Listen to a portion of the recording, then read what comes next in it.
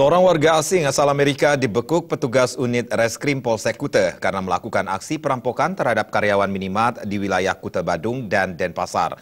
Aksinya dilakukan dengan cara berpura-pura belanja dan menodong korban dengan pisau belati.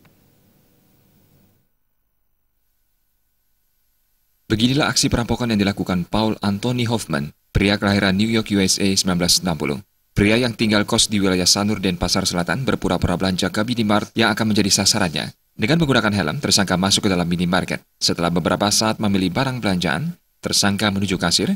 Kebetulan saat itu kasirnya sedang sendiri. Saat kasir akan melakukan transaksi, tersangka langsung menodongkan pisau. Bila korbannya melawan, tersangka tak segan-segan melumpuhkannya.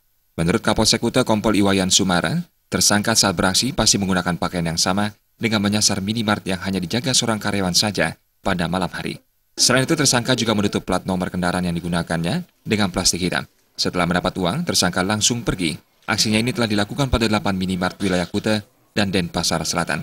Tersangka diringkus di tempat kosnya Jalan Tunggak Dingin, Sanur, Denpasar Selatan. Dari hasil penggeledahan ditemukan 2 pisau belati, sarung tangan, helm, dan pakaian yang kerap digunakan tersangka untuk beraksi. Tersangkanya adalah orang asing kebangsaan Amerika yang tinggal di kawasan Sanur. Yang mana tersangka sudah 8 kali, yaitu dengan cara mendatangi minimarket yang sudah di-casing atau dicek, disurvei lebih awal. Minimarket itu malam hari karyawannya 1 orang dan tidak ada security.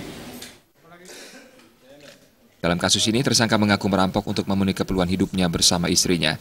Akibatnya, pria yang tidak memiliki pekerjaan ini dijerat pasal 365 KUHP dengan ancaman 7 tahun penjara. Rai Suantara, Bali TV.